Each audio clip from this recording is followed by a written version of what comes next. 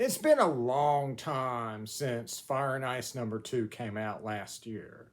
So long, in fact, that I was worried that the third issue wouldn't come out before the next great cataclysm. I was afraid that the successors of man were going to have to do the reviews for issue 3.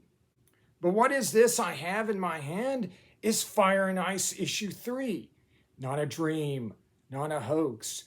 The citadels of modern civilization still stand. Man is still the dominant species on the planet. However, there's no guarantee any of that will be true by the time issue 4 comes out. This is a review of Fire and Ice issue 3 from Dynamite Comics. This is out right now at comic retailers and is available digitally on Amazon/Kindle. And so this is a third issue in a series that's a prequel to the 1980s movie Fire and Ice by Ralph Bakshi and Frank Frazetta. And so we're going to do a review, and we're also going to have a little factoid at the end about how we almost got a Fire and Ice comic back in the 1980s for Marvel. I've been sitting on that for 8 months. And yes, it's been 9 months since the last issue. That's a long time, and I've had a little bit of fun with that, obviously. But it doesn't really bother me that much. I know a lot of people get really upset about that, and they're like, it ruins the comic if it's late. But I don't look at it that way. To me, a late comic, we're mad about it until it comes out. If it's a bad comic, we're mad about that for the rest of eternity. So I'd rather it be late and good than come out and be rushed. Because at some point, hopefully next year, this plot line will be completed and people will be able to pick it up in trade paperback or be able to buy all the back issues and read it that way. And they're not going to know how long it took between issues, right? They're just going to know if that comic is good or bad. And to me, that is the most important thing. However, when a comic is 9 months late, actually more if we count the original solicitations, that is a concerning thing. That can create some problems. That can cause sales to drop dramatically. That can cause creators to have to move on because it's taking so long. And that can lead to series not being completed. And I certainly hope that doesn't happen here. And I do definitely hope that this gets back on track so we can get this plot line completed, because it is definitely worth completing. So let's start with the cover. So this is a follow-up to the 1980s animated movie Fire and Ice. This acts as a prequel. The original movie was by Ralph Bakshi and brought the work of Frank Frazetta to life in animation. And so we have Tigra from the movie on the cover. And I would say that this would be a fine art print, right? This is very well rendered. It's nice to look at. It would be a great art print. It would look great on an adolescent boy's wall. But as a cover to this issue, it's not so great. It doesn't tell me anything about what happens in here. It's not representative of the issue.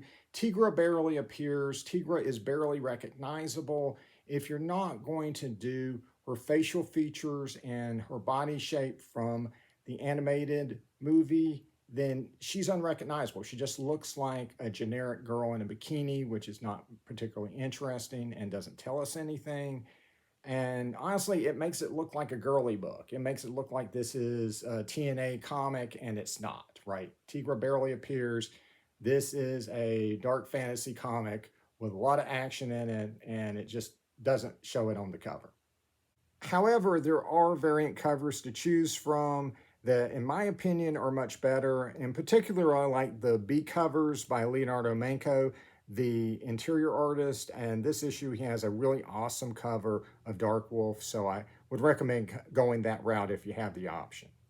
So the story by Bill Willingham shows the beginning of the war between the kingdoms of fire and ice that we saw in the movie, and this issue shows how it expands to other places in the kingdom we never saw, other types of peoples, other types of creatures and monsters that we didn't get to see in the movie, which is a cool concept. The execution here doesn't have a lot of story in this particular issue. The dialogue's okay, but you're really not here for the story. You are here for the art. The artwork by Leonardo Manco is absolutely stunning. It is a feast for the eyes, and in my opinion, is one of the few times where I would say artwork is absolutely worth that $4 price of admission, because this is some of the best art you can get in a comic book. And I say that not just because it's well rendered with well designed characters and creatures, but it just is very beautifully laid out, right? The composition and layout of all of these different characters in these battle scenes that involve dozens of different combatants. This is just amazing to behold. This is like George Perez level layouts, which is very, very impressive.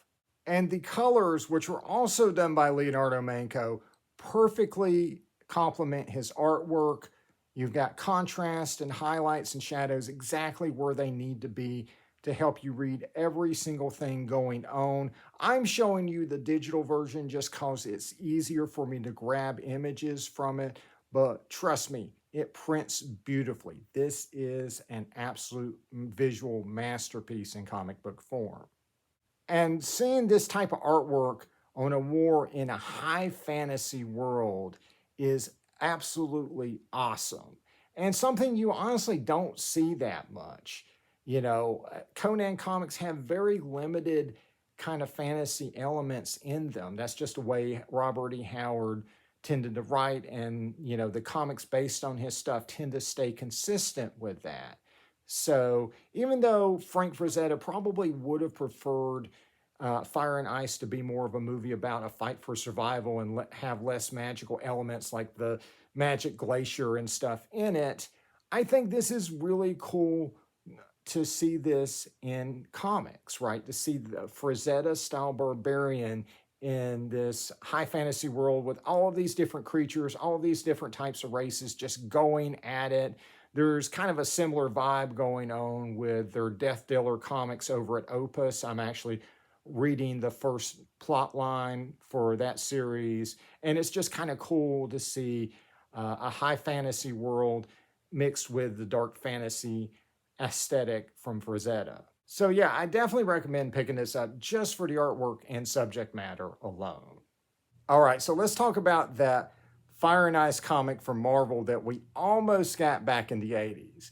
So I subscribed to Marvel Unlimited for a free trial, and I got to read Marvel Age #1, and it had solicitations for comics that were going to ship in it, and one of them was for Marvel Super Special 25, which was going to be an adaptation of the Fire and Ice movie written by Denny O'Neil, and the solicitation says, art reproduced directly from the cells of the Ralph Bakshi Frank Frazetta animated film, a saga of sword and sorcery as the evil King Necron's plot to cover the entire planet with ice is fought by one lone enclave of warmth, Firekeep, as Firekeep's ruler sends his greatest warriors, including the mysterious Dark Wolf and Princess Tigra, to do battle. The solicitation isn't necessarily accurate, but it does, kind of give you an idea. This was going to be an adaptation of the movie using artwork from the actual animation. I was super jazzed when I saw this, and I was like, man, I got to find this issue. And when I looked it up, this is what I found. This is the Marvel Super Special issue 25 that was actually published.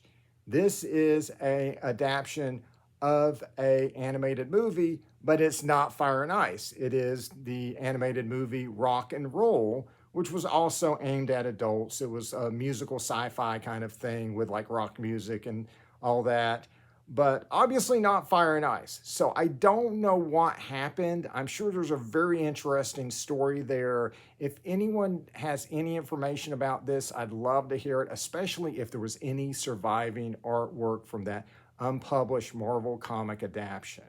And before we go, I just wanted to point out that they have this ad in the back. So last issue, we ended up with a Dark Wolf figure ad. This time we got Tigra, and it comes with everything you see here, plus it has the tree branch she used as a weapon, her skirt and shawl. So pretty much everything you would want with a Tigra figure, this thing comes with. And you can get it on FrazettaGirls.com or places that sell collectible figures like Big Bad Toy Store, someplace like that. So for most new series I review, I have switched over to just reviewing the first issue and completed plot lines, but I'm going to continue to review the individual issues of Fire and Ice because this isn't just a review. This is a PSA to let you know that this is finally out. And I hope my review for issue 4 comes much sooner this time than the gap that we had between issues 2 and 3. Definitely hope this one gets back on track and we get a conclusion to this plot line next year. But regardless of when the next issue comes out, I've got plenty of videos coming, including a review of the new Dejah Thoris novel, a review on Joe Jusko's newest cover for the Barsoom series. I've got reviews related to Masters Universe and Conan and Robert E. Howard and all that good stuff. So like and subscribe for more videos. And until next time, see ya.